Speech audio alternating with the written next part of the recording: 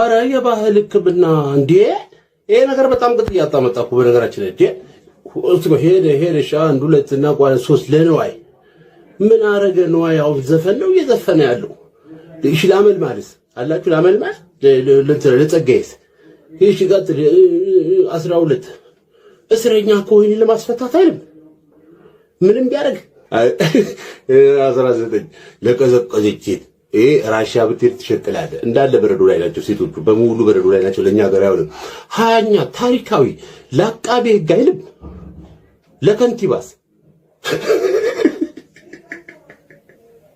በእናታችሁ ለከንቲባ መልጉልን በእናታችሁ ይሁን መልካም ፈቃድ ከሆነ አባቴ ጋር ደውለህ ከአባቴ ይቅርታ መውሰድ እፈልጋለሁ ሄሎ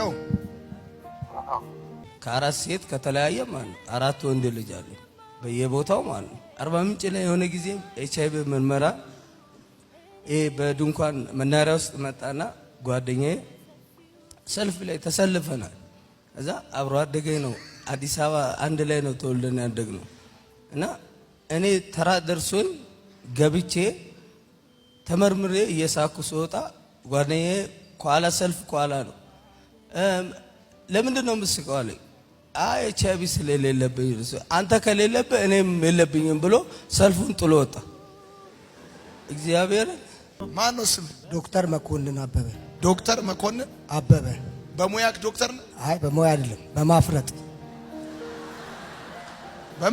በማፍረጥ ማፍረጥ ማለት ነው ቀን ቀን ጋር ይሰራለሁ ማታ ማታ አፈርጣለሁ ማፍረጥ ማለት ሃንግ ሰርቼ አፈርጣለሁ ጭሌ ጠብቄ ማለት ነው አሃ ዶክተርነት ጨለማ ጠብቀህ ሰው አፈርጣለሁ ማፍረጥ ማለት መዝረፍ ነው ሃንግ አድርገህ ታፈርጠዋለህ ትዘርፈዋለህ ማለት ጭለማ ጠብቀህ ታዩ የለም የ2002 ፎቶ ነው ከነ ፍሪዜ ከነ ምናምን ከነ ቀላቴ ምናምን ከሸዋሮቢት ስመለስ ነው ይሄን ጠላሽ ሸዋሮቢት ታስራ አዎ ታስሬያለሁ ቂሊንጦ ታስሬያለሁ ቃሊቲ ዞን 3 ለረጅም ጊዜ 2 ዓመት ይሄን ሁሉ ረጅም ሰዓት ስትቀመጥ ግን አልከበደ የመጀመሪያ ቀን የመጣው ቀን በቃ መዝሙር ሲበዛ ጸሎት ሲበዛ እዛ ጋር አንድ ጓደኛ አለ በቃ ተቀይሰን ሄደን ጃምቧችን ነፍተን ወረ ሸገር እንመለሳለን ተባባል ያው እዛ ማለ አለ ከዛ ኋላ መጣ ትምህርቱ የሆነ እኔን እየመሰለ እሱን እየመሰለ ሲመጣ እንዴት ነው ስለው አይቻልም ማለት ያው እዛ ማለ አለ አደያ ነው የታለ የአምቦ ልጅ ነው ያው ናስቲ ናንተ ዋንዴ ወደዚህ እየመጣን ትራንስፖርት ላይ ነው ያገኘሁት እስከ ሌሊቱ 9 ሰዓት ጠጥቶ ባንጎበር ነው መኪና ውስጥ ተኝቶ አንተ መኪና ውስጥ ያገኘሁት እና ዛሬ ጠዋት ስንሄድ ምን ቢለኝ አሪፍ ነው ሌሊት 9 ሰዓት ወደ ቤቴ በመግቢያ ሰዓት አሁን ወደዚህ እየወጣሁ እኮ ነው በመግቢያ ሰዓት እየወጣሁ ነው አለኝ ሌሊት 9 ሰዓት ነበር ቤት የሚገባው አሁን ሌሊት 9 ሰዓት ወደዚህ ጋር እየመጣ ነው ያው ነው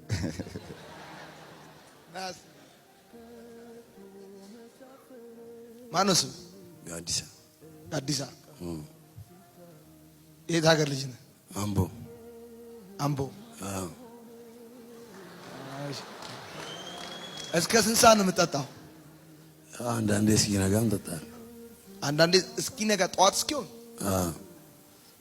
ምንድን ነው የምትጠጣው ዘጋ ድረስ አልወጣም እስኪዘጋ መጠጥ ቤቱ መጠጥ ቤቱ ሲዘጋ ነው የምወጣው ለምን ያው ቶሎ ስለማይሰብርልኝ ነው ቶሎ ስለማይሰብርልኝ ስንት ዓመት ነው 26 እንዴት ትችላለህ ታዲያ የቀረውን ዓመትን እንደዚህ እየነደድክ እየተቃጠልክ ያው እኔም እንደዛ ላለመሆን ነው የመጣሁት ከዛ ወደዚህ ስመጣ ማንም ሰው አያውቅም ወደዚህ እንደመጣሁ ማለት ነው ጓደኞች አያውቁም ባሪች ባለፈው እዚህ ያገባው ልጅ እሱ ጓደኛዬ ነውና እዛ መጣና ካሌርክ ምናምን ሲለኝ ለቤተሰብ ጸበል ሄዳለሁ ምናምን ብዬ ነው የመጣሁት ወደዚህ እንደመጣ አያውቁም እነሱ ምን ተማርክ ነው ሳስተምር የተማርኩት በመጀመሪያው ዙር የሆነ በቃ የመጣሁት አንድ እውነታ ላጋለጥ ነው አንድ በጣም ትልቅ የሆነ ቅሌት ላውራ ነው የመጣሁት ምንድነው እንግዲህ እኔ ላይ ይሄ ነገር ይፈጠርብኝ የጀመረው ከአንድ ወር ወይንም ደግሞ ከሁለት ወር በፊት ነው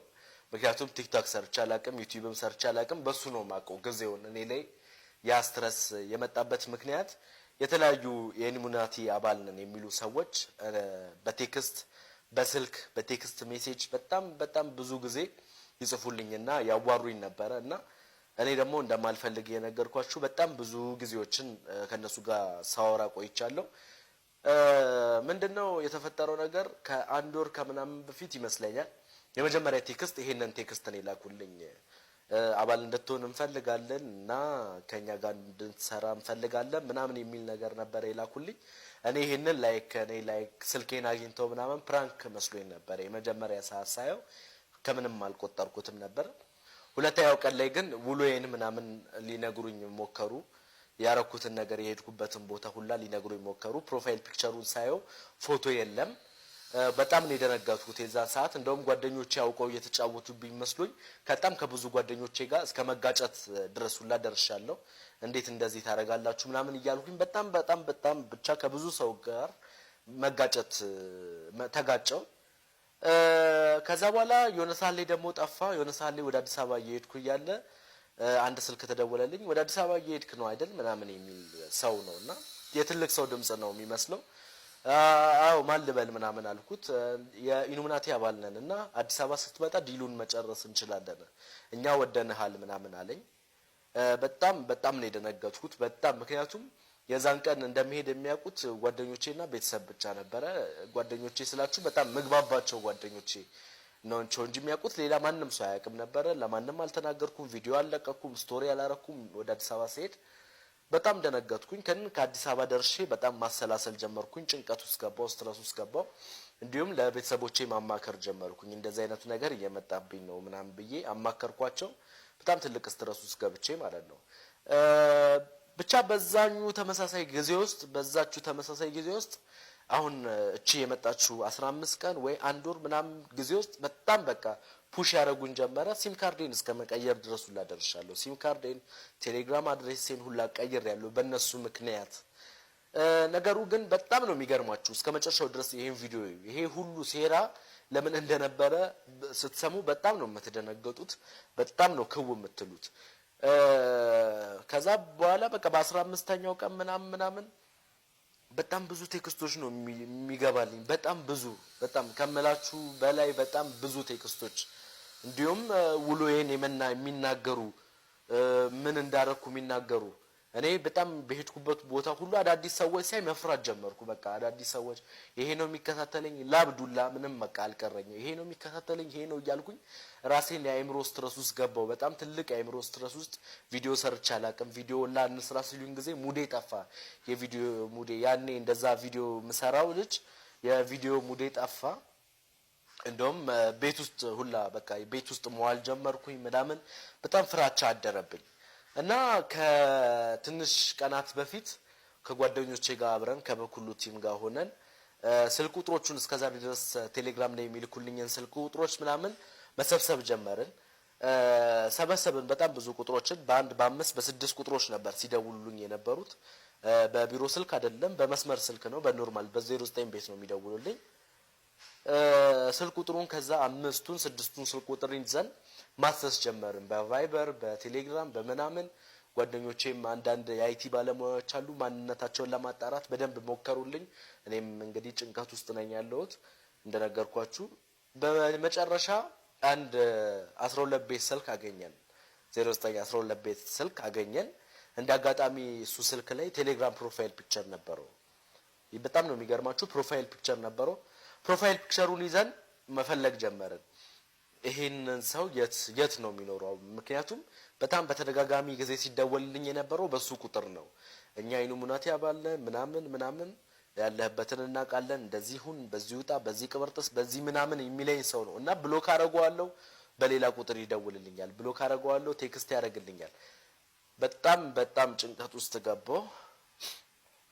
ይቅርታ፣ በጣም ትልቅ ጭንቀት ውስጥ፣ በጣም ትልቅ እናንተ የማይገባችሁ ጭንቀት ውስጥ ነው የገባሁት። በቃ እኔ እንደዚህ አይነት ስትረስ ውስጥ በህይወቴ ገብቼ አላውቅም። በጣም ተጨነኩኝ።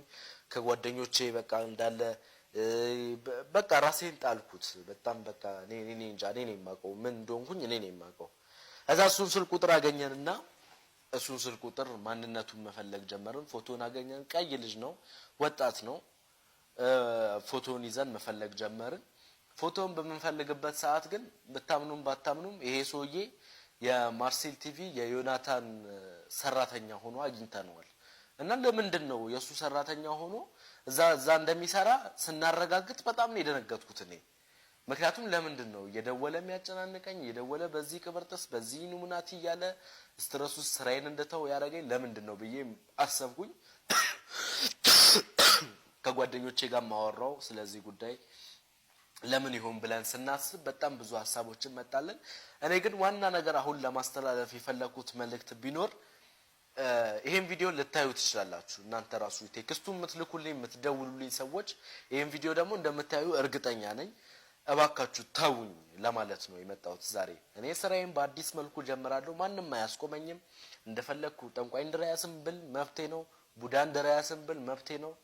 ሰይጣን እንድራያስም ብዬ በሰራ መብቴ ነው። ግን ለምን እንደምትከታተሉኝና ለምን ቴክስት እንደዚህ እንደምትደረጉልኝ አልገባኝም። ሜቢ ስትረሱ ይዞኝ እንድመጣ ከሆነ ተሳስታችኋል፣ ወይንም ደግሞ የሆነ ያሰባችሁ ድራማ ኖሮ ከሆነ ተሳስታችኋል። እኔ በጣም ለካራክተር ነው የምለው ጠንቋይ እንድራያስም የምለው ሌሎች አጓጉል ቃላቶችም ካፌ የሚወጣው ለካራክተር ስል ነው። እኔ የተከበረ ሃይማኖት ያለኝ ኦርቶዶክስ ተዋህዶ ልጅ ነኝ። እና በጣም ከባድ ስትረስ ውስጥ ገብቼ ስለነበር ነው የጠፋሁት ከዩቲዩብ ዓለም። በጣም ብዙ ጭንቀት ውስጥ ስለነበርኩ ነው። ለማንኛውም ግን ይሄን ቪዲዮ እያያችሁ ከሆነ ቴክስት የምትልኩልኝ ኑሙናቲ ነን የምትሉኝ ሰዎች አንተ ስምህን አልጠቅስም ግን ራስህን ታውቃለህ በእርግጠኝነት ቀይ ልጅ 12 ቤት ስልክ ማንነትህ የት እንደምትሰራ አውቄያለሁ። እና ሴራህን ወይ በግልጽ ነገረኝና ብንስማማ መልካም ነው የምልህ።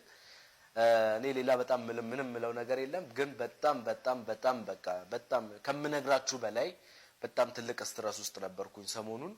አሁን እግዚአብሔር ይመስገን እድሜ ለጓደኞቼ ምናምን ስልክ ቁጥሩን እንደምንም አፈላልገን በስልክ ቁጥሩ ምክንያት ሰውየውን አውቀነዋል። ቢያንስ ትንሽ አሁን ህሊናዬ ትንሽ ተረጋግቷል። ትንሽ ተረጋግቷል። ምክንያቱም መደወሉን አላቆመም ስልኬ። አሁንም ይደወላል። እና አንዳንድ ሰዎች ጋር ደግሞ ይሄን ነገር ሳማክራቸው ለምን በቃ እንደዚህ እኮ በቃ የተፈታተኑ ስለሆነ ምናምን ለምን መልካም ወጣት አገባም ምናምን ይሉኛል። እና አይ ቲንክ ይሄ ነገር እኔን እንደዚህ ማጨናነቅ ስትረስ ምናምን አድርጎ ምናምን ሄጄ ሌላ ቃል ነገር እንድዘባርቅ ከሆነ ተሳስታችኋል። እኔ እንደዚህ አይነት ሲቹዌሽን ላይ አይደለሁም አሁን። ለማንኛውም እጅግ አድርጌ በጣም አመሰግናለሁ። ሌሎች ኦዲየንሶች እንደዚህም ጠፍቼ መታችሁ ተቀበላችሁኝ አሁን ሐሳብ አስተያየቴን ሳወራላችሁ እያዳመጣችሁ ይላላችሁ እጅግ አድርጌ በጣም አመሰግናለሁ። ብቻ ሰሞኑን የነበረብኝ በደልና ችግር ይሄ ነበረ እና እንድታቆሙ ነው የምለው። እንድታቆሙ ይሄ የደወላችሁ ኑሙናቲ ነው የምትሉኝ ሰዎች እባካችሁ አቁሙ፣ አትከታተሉኝ። እኔ አሁን በጣም ችግር ውስጥ ነኝ ያለሁት ኢትዮጵያ ህብረተሰብ በጣም ወጥቼ እንደ ሌሎች ወጣቶች መዝናናት አልቻልኩም። ምክንያቱም እየተከታተሉኝ ነው። የምገባበትን ቤት ያውቃሉ። ሆነውን ነገር ሁሉ ማታ በቴክስት ይደርሰኛል። ምን ሳረግ እንደነበር በቴክስት ይደርሰኛል። ይኸውላችሁ እዚህ ጋር እንደምታዩት ስክሪንሻት አድርጌ ነው ለእናንተ ማሳያችሁ። በቃ ምንም ማረጋውን ነገር ሁሉ ነው የሚያውቁት።